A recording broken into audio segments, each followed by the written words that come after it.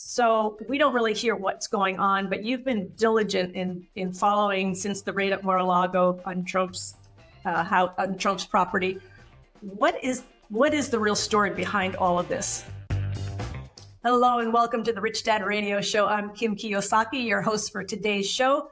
And I promise you today's show is going to be extremely important and extremely timely. One of the things we like to do at the Rich Dad Radio Show is bring you the facts, not opinions necessarily. A lot of people today are touting their opinions as facts.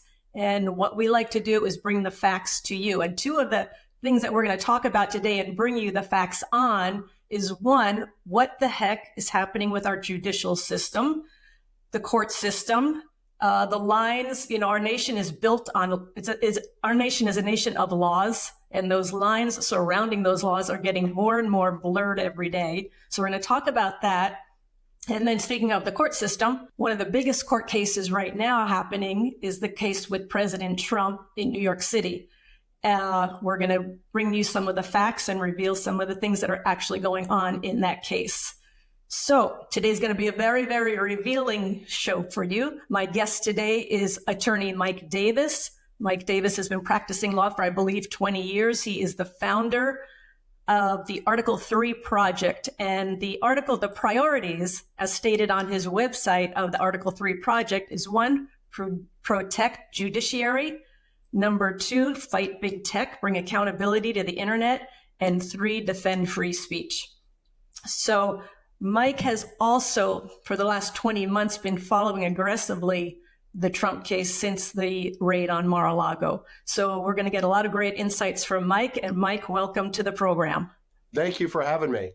Thank you. So if you would just give our viewers a little bit of your background and why you founded the Article 3 Project, what the Article 3 Project is.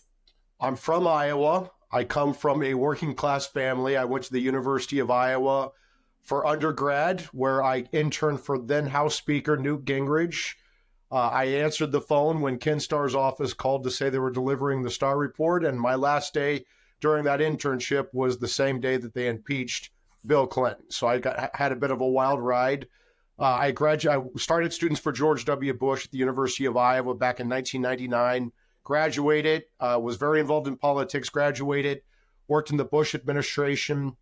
Actually, I worked for my home state Senator Chuck Grassley, opened his mail, and then I went and worked in the Bush administration before law school. And then during law school, I worked in the Bush Justice Department both summers. And then I worked in the Bush White House after law school. That's how I met Neil Gorsuch.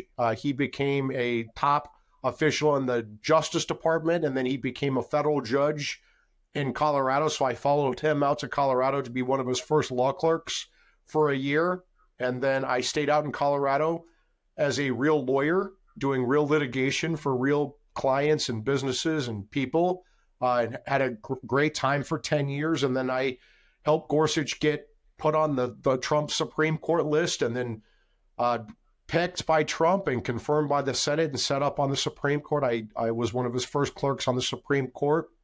And then I went back to Grassley's office, where I opened the mail right out of college, and I was his chief counsel for nominations on the Senate Judiciary Committee. I helped confirm a record number of Trump's judges, including Justice Kavanaugh, and a record number of circuit court judges.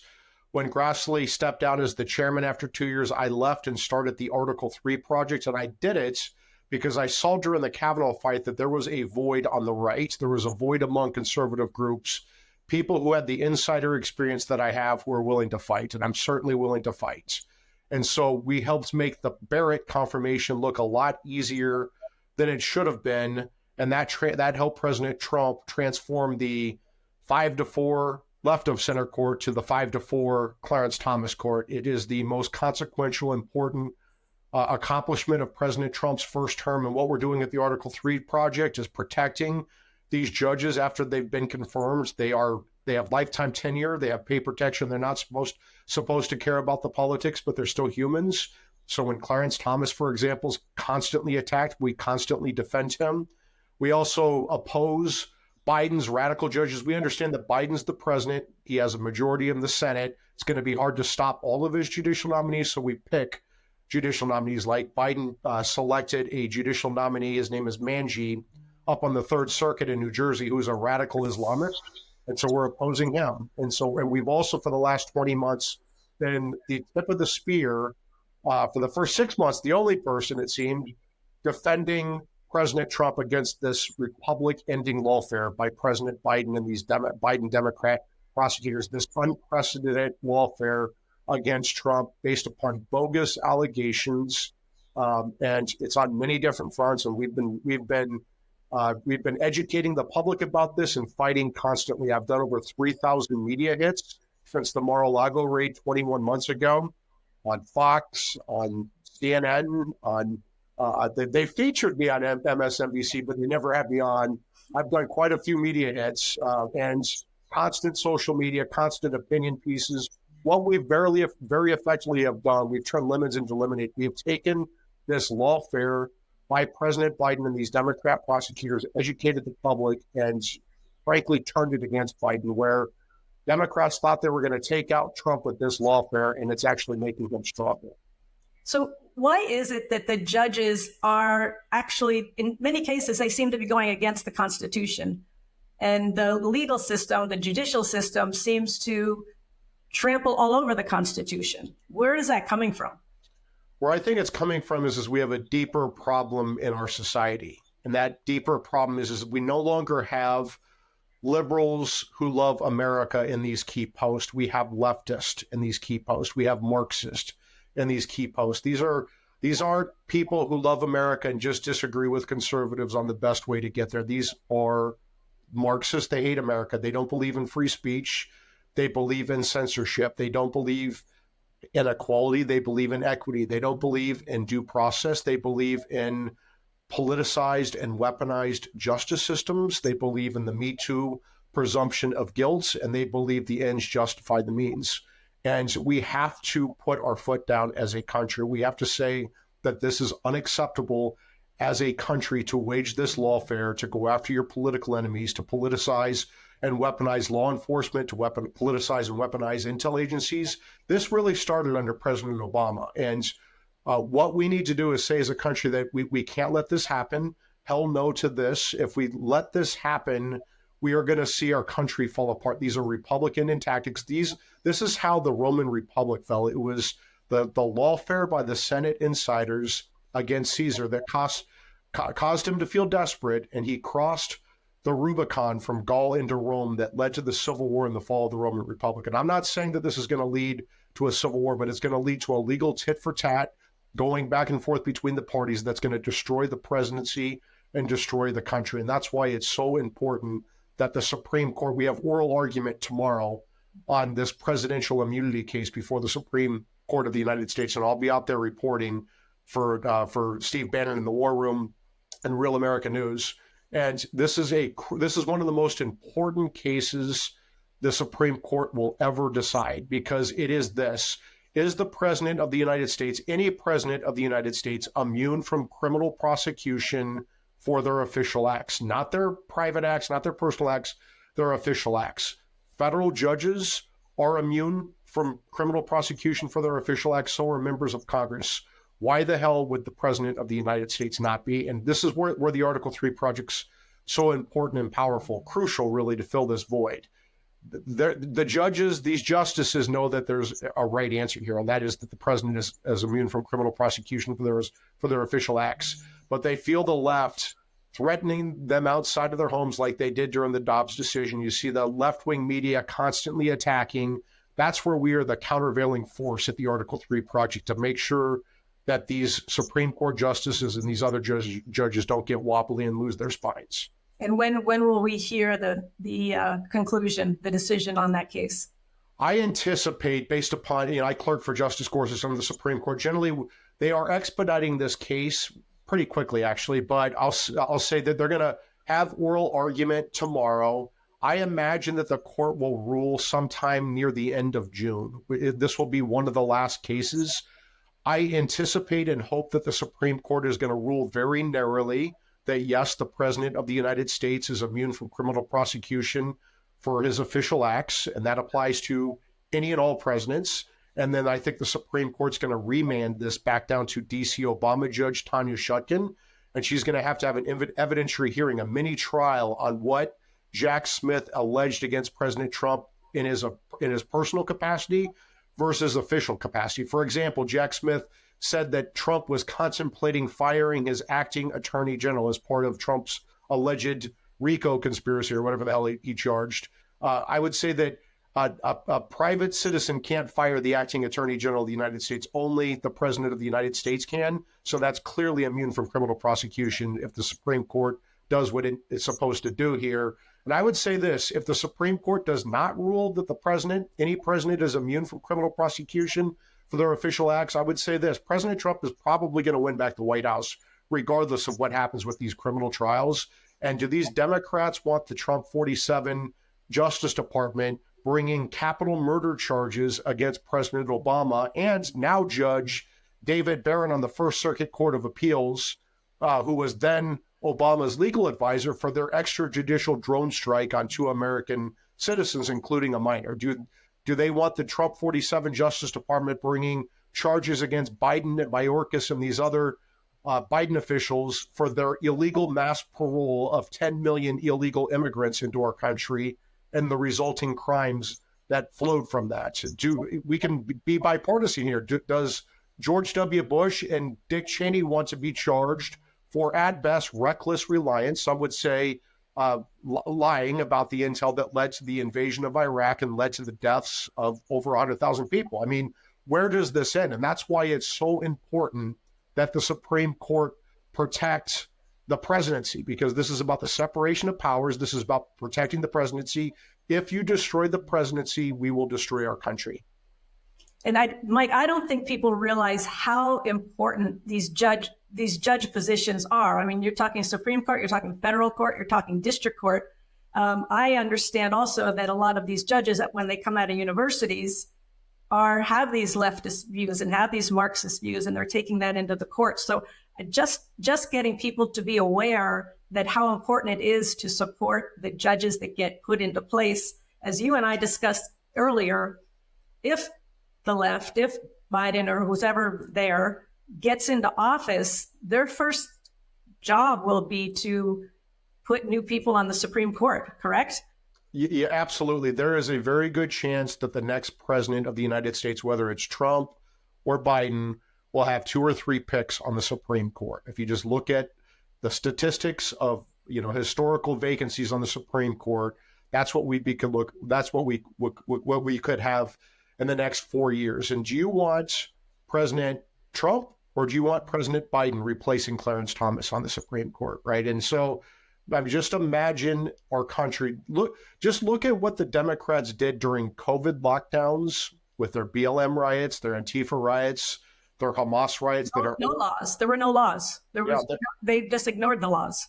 Yeah, I mean, the Hamas riots are going to get so much worse between now and the election, right? And that's why I keep telling people to vote early, because you might not have a chance to vote on election day. Vote as early as you can, because if there are Hamas riots on election day, then good luck trying to vote. If there are Hamas riots on election day, vote as early as you can. Bank your vote. And I would say on this next election, everything is on the line. We hear this every election, but this one is actually true. This is a make or break election for our country. We can't continue down this path. And if Justice Thomas is replaced by President Biden on the Supreme Court, there goes our God-given rights to speak, to worship, to associate, to protect ourselves. Everything is on the line. So please pay attention to what Mike just said, that something could happen on election day. Something could be planned intentionally to happen to close down the polls so that you don't vote. So what he's saying is vote early, get your vote in early. Don't wait until, which is opposite of last year or the other elections where it was like vote on the day of the election. Now you're saying vote early. So please pay attention. We're going to come right back after a break. When we come back, Mike, I want to talk to you. What actually happened on the raid of Mar-a-Lago? What were they looking for? How did this whole case against Trump even get started? So we'll talk about that when we come back, and more so, how you can actually get involved in being part of the solution versus being part of the problem, how you can get involved and be an agent for change and making sure that our country upholds its Constitution and what this country was founded for. We'll be right back. Have you heard about the expanding influence of BRICS, Brazil, Russia, India, China, and South Africa, and its potential to severely impact the US dollar by possibly creating a new world currency?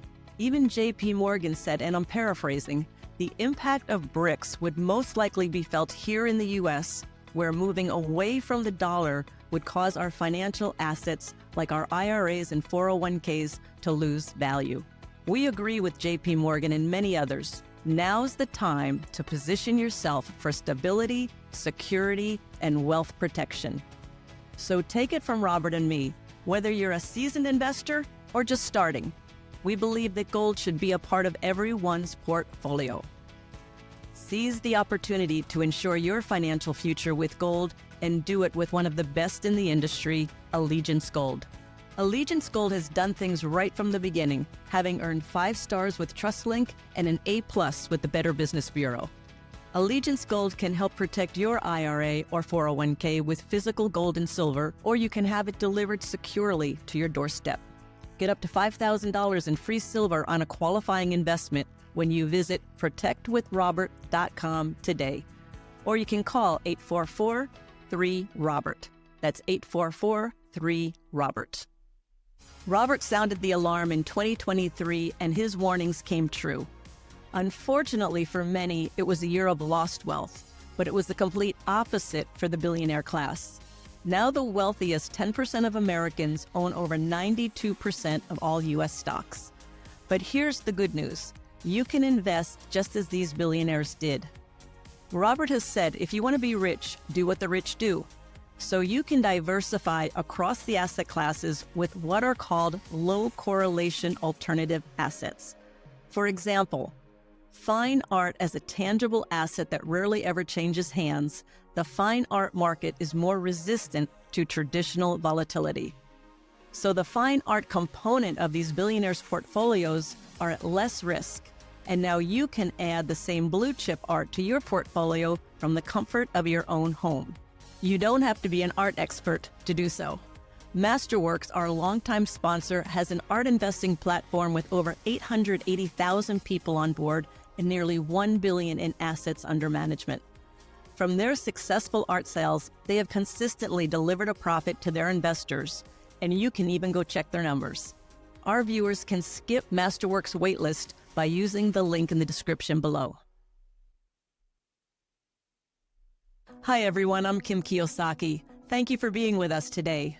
As CEO and co-founder of the Rich Dad Company, I can assure you Robert and I are both dedicated to our Rich Dad mission to elevate the financial well-being of humanity.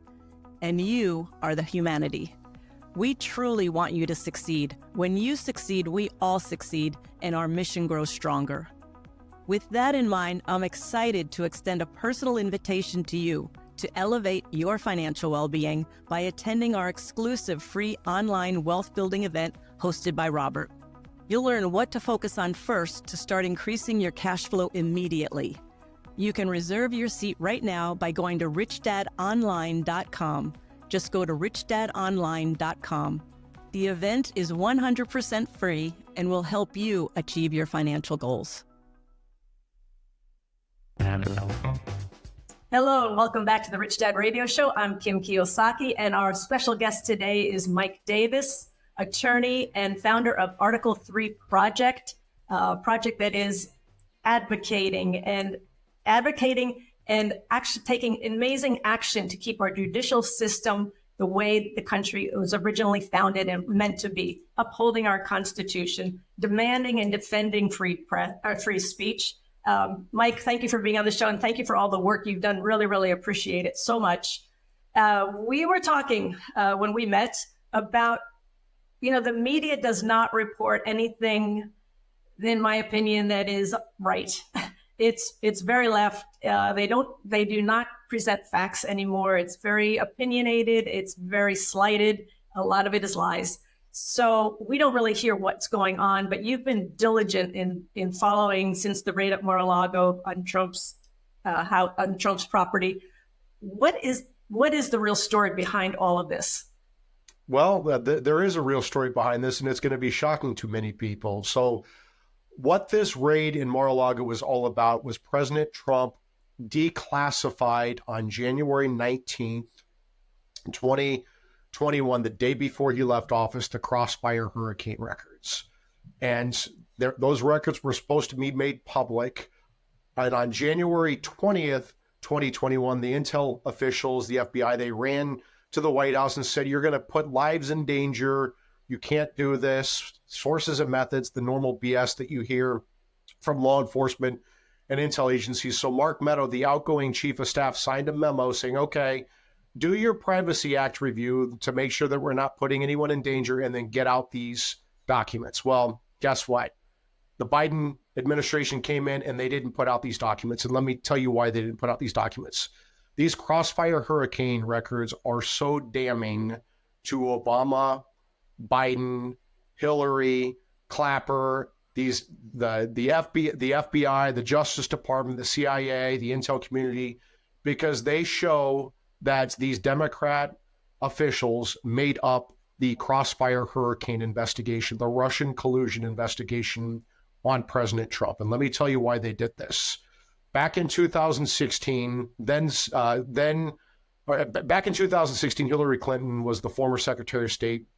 She was running for the presidency. She thought for sure she was going to win the presidency. A lot of people thought for sure she was going to win the presidency. And when she was the Secretary of State, as everyone knows, she had her illegal home server, right, as Secretary of State, with our nation's most classified secrets on that home server.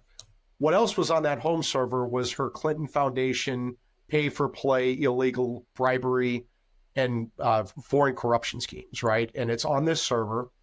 And that server was almost certainly hacked by our major enemies, including China and Russia, right? And so there was rumblings that the Russians were going to leak this classified this server with the classified information, and more damagingly to Hillary with the pay-for-play scheme with the Clinton Foundation.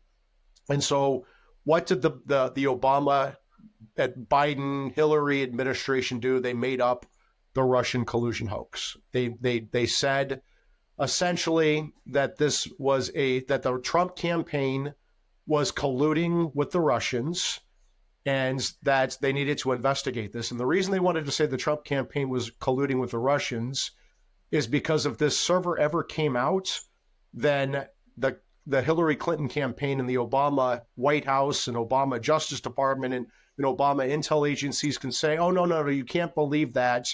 That's not real. That's a Trump campaign dirty trick. He's colluding with the Russians, right? And so that's what they did. They came up with the Crossfire hurricane investigation, where they got secret FISA warrants. They're spying on Americans. They spied on the Trump campaign. They spied on the Trump as a candidate. They spied on President Trump while he was in the White House. They continued this Russian collusion charade for a long time, and it really obstructed President Trump's first 6 months. First, longer than that, really, that he was in the White House. It led to the Mueller probe, where Andrew Weissman was the lead deputy on that Mueller probe.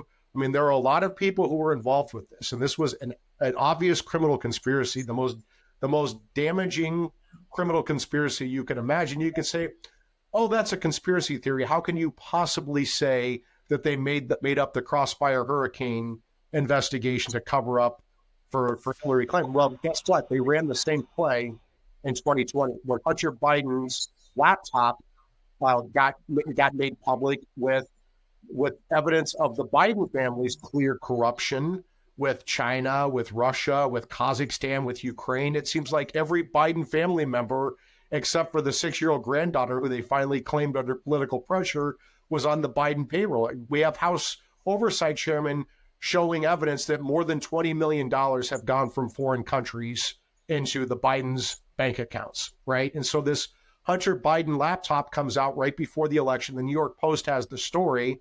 New York Post is one of the nation's oldest newspapers, right? They're going to run this story. So what happens? You had the CIA work with the Biden campaign and the 51 former intel officials to say, you can't believe this laptop story. It has all the hallmarks of a Russian disinformation campaign. And then they got big tech before Elon Musk took over Twitter. They got big tech to literally take this story off the internet and deplatform the New York Post, America's oldest newspaper, because they were going to report this story, right? So it gets real damaging, right? And so President Trump is getting ready to go into a civil lawsuit. After he leaves office, he files a civil lawsuit against Hillary Clinton based upon the Russian collusion hoax and many others. And it gets put before a judge down in the Southern District of New York. One of the judges on it is Magistrate Judge Bruce Reinhart, right? He is a Democrat operative. And they found these Facebook posts where he's trashing Trump and on his Facebook. And so he had to recuse from this case. Well, 6 weeks later, after this Judge Bruce Reinhart down in Palm Beach, down in the Southern District of Florida, recused from Trump's case, that bias magically went away. And the Biden Justice Department, Jay Bratt, working with Lisa Monaco and Garland, who personally approved this raid in the Biden White House, they raided Trump to go under the facade of an espionage investigation that Trump had stolen classified records, and it was damaging to our national security. That raid in Mar-a-Lago was all about going to get those Crossfire Hurricane records that President Trump declassified the day before he left office. And maybe Trump had a copy, and maybe that's what they were after, but that's what this lawfare is all about. That's why they were trying to take out Trump, is because if he releases the goods on Crossfire Hurricane, it is going to rock our world. It's going to destroy Obama, Biden, Hillary, the FBI, the CIA, the NSA. I mean, so many players are involved with this, and that's what could come out, and that's why they fear Trump so much. So Trump declassified the Crossfire Hurricane documents. Yep. Via presidential memo. Maybe took a copy with him. And then when Biden got in office, he classified them? I don't know if he reclassified them. That's not public. Okay. That could be the pretext of why they went after him. But here's the deal. It doesn't matter whether Trump had classified or non-classified records. These are presidential records. And this is what I've been saying for the last 21 months since the unnecessary, unlawful, and unprecedented raid on the office of former president in Mar-a-Lago for presidential records that President Trump is allowed to have under the Presidential Records Act. Presidential records are separate from federal records, right? So the Presidential Records Act was passed in 1978, I think, and it was after Nixon tried to sell his presidential records, and the courts ruled correctly that presidential records belong to the president personally. So if the president or his White House staff create or receive a document that is the president's personal record before the Presidential Records Act. Now, if the president creates or receives, and that's important, or receives a record, it is a presidential record. And under the Presidential Records Act, the president gets to access his presidential records anytime he wants. It doesn't matter whether they're classified or not. So when a president leaves office, he can access, under the statute, under the Presidential Records Act, any record he wants. So if he had the Crossfire Hurricane records in Mar-a-Lago, even if they were reclassified by Biden, he's allowed to have them under the Presidential Records Act. And what the Presidential Records Act is essentially, if it's a presidential record, it's a government document that belongs to the government that goes to the National Archives, but the president can access them anytime he wants. But under the Presidential Records Act, the president and his sole determination gets to decide whether something is a personal record that belongs to him or a presidential record that belongs to the government that he can access anytime he wants under the statute. And so the mere fact that if President Trump sent records out of the White House on January 20th, 2021, those are deemed personal records under the Presidential Records Act. And people think that sounds crazy. That is the precedent of the Clinton sock drawer case. That is the holding of the Clinton sock drawer case from 2012, when President Clinton had 8 years, 79 tapes of audio recordings of his presidency, highly classified recordings, in the Oval Office, set up by his White House Deputy Chief of Staff for Operations, recording his conversations with foreign leaders, with his top intel officials, his top national security officials. This Obama judge, when Tom Fitton at Judicial Watch sued to get those records under the Presidential Records Act and under the Federal Records Act, the Obama judge correctly held that under the Presidential Records Act, it is the president's sole determination whether they are personal records that belong to him or presidential records that he can access anytime he wants. This whole hit on Trump down in Mar-a-Lago. This espionage indictment is all bogus. It's about the cover-up of Crossfire Hurricane. So is the Presidential Records Act in question, or he has the ability to do that? Yeah, so Judge Eileen Cannon down here is onto the Democrats' game, onto Biden and Obama and Hillary's game here, and she's asked the government, why does the Presidential Records Act not apply here, right? And so it's going to get resolved the right way, and even if it has to get to the Supreme Court of the United States, Justice Brett Kavanaugh used to be a White House counsel. He used to be the staff secretary for George W. Bush. He knows very well about presidential records, right? Because that was his job, was to manage the flow of presidential records into and out of the Oval Office, right? So he's going to be very on to the Democrats' game here, that they're using the Espionage Act that does not apply to the President of the United States or his handling of records, instead of the Presidential Records Act that applies. And there's no criminal component to the Presidential Records Act. And I'd make this final point. Remember that Merrick Garland, the Biden Justice Department, gave Biden a pass for his stolen classified records that Biden had back to his time as vice president, even as senator, that he moved several times, that was accessible by his Chinese agent, almost certainly used by Hunter for his foreign corruption, and clearly used by President Biden for his $8 million book advance that he got, so he can use that classified information in his book. Clear espionage. The Biden Justice Department gave him a pass. At the same time, they're going after Trump for presidential records he's allowed to have under the Presidential Records Act. So how does this trial play out, in your opinion?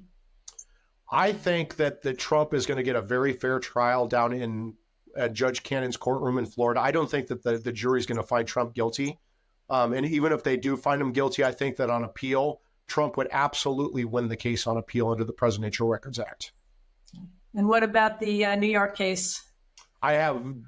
These other cases where you have these Democrat prosecutors and these Democrat judges and these Democrat witnesses and these Democrat juries and these Democrat hellholes of New York, D.C., and Atlanta, Trump has no shot. Like, there's no chance that Trump violated the law like they're claiming he did in New York with Alvin Bragg. You have the Soros-funded Manhattan DA bring in the first indictment ever against a former president who happens to be the leading presidential candidate. The prior Manhattan DA, Cy Vance, the Manhattan U.S. Attorney, the Federal Election Commission, and Alvin Bragg himself declined to bring this case until Matthew Colangelo got deployed from the Biden Justice Department, a senior political appointee. He was the acting number 3, a very senior job, and then he was the number 2 to the number 3, Neil Gorsuch's old job in the Justice Department. He got deployed to be a prosecutor in Bragg's office to bring this indictment against Trump. You have this biased Manhattan Democrat judge, Juan Merchan, who donated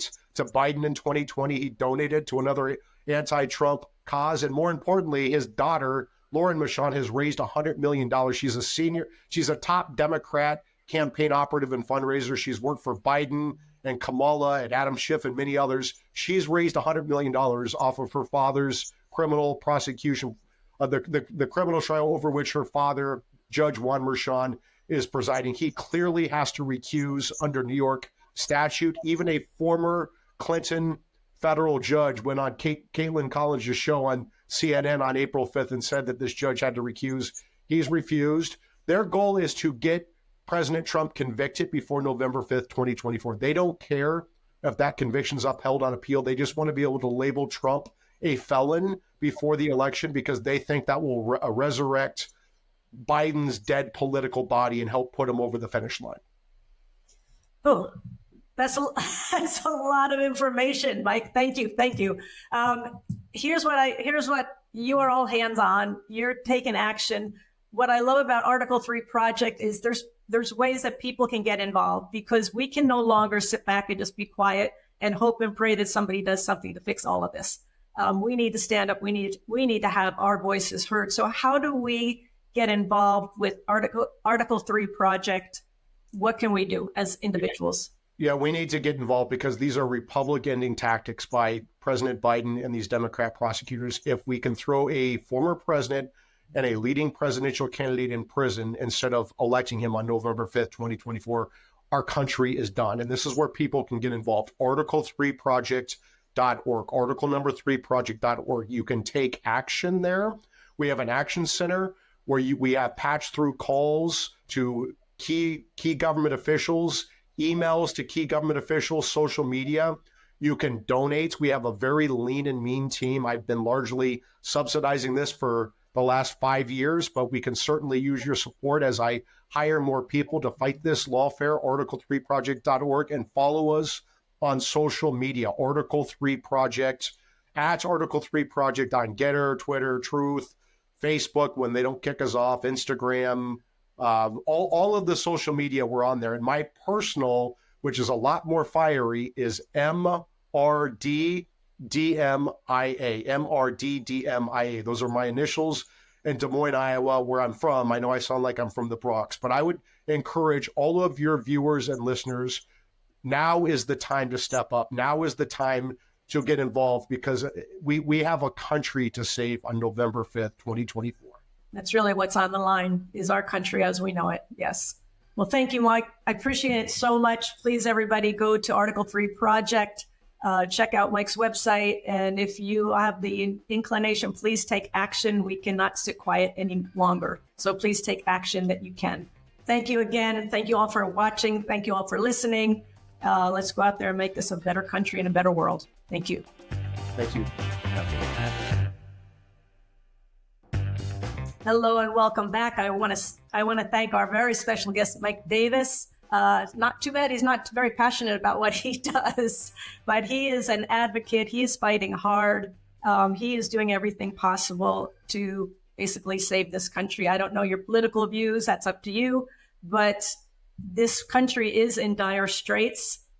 Immigration problem across the illegal immigrants coming across the border, what's happening in our judicial system, what's happening to our laws, what's happening to our Constitution. It's frightening. And as he said, this is really our last shot. So this election is very, very important. If you care about this country, if you care about free speech, if you care about the laws of our country, the Constitution, free markets, this is the election. So if you can take action, I would highly, highly, highly recommend it. And the project is called Article 3 Project. Please go to the website, check it out. As he said, this was very interesting. And he said, Mike mentioned this very casually, there could very well be an incident on election day to keep people from going to the polls. So he's now recommending, his group is recommending we get our votes in early and not wait until election day, which is opposite of what we've been told in the past, but get your vote in early. Do not wait until election day. And if you can get involved, please get involved. The Rich Dad Radio Show, we do our best to bring you the facts. Mike was firsthand on the front line, telling you what he knows. Believe him or not believe him, that's up to you. But you got to look for the truth and find it within yourself. Always look for the answers. Don't basically think for yourself. Look for the facts. Look for what's real. And don't believe anybody just because they say they're on media or whatever. So thank you for listening. Thank you, Mike. And again, this is our shot. So please get involved if you can. And I thank you so much for listening. Thank you. This podcast is a presentation of Rich Dad Media Network.